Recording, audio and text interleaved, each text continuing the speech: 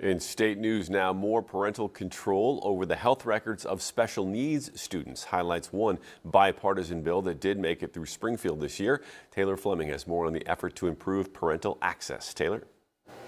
Tyler, Democrat State Senator Dave Kaler and Republican Lee Arellano Jr. were both sponsors of the bill. They each represent parts of the Peoria area in Springfield. Parents or guardians of minors in special education will soon be able to request records for mental health or developmental services treatments that the parents wanted for their child, regardless of that child's age. Previously, access to records could be limited as children got older. Parents can then determine what school workers they share that information with.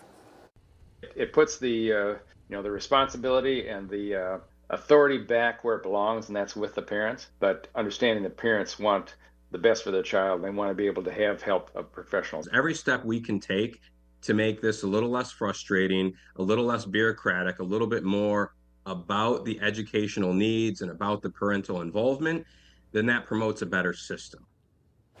The Illinois Association of School Social Workers pushed for this law. The group told legislators about situations where it was difficult to care for students because of uncertainties about who can look at what records.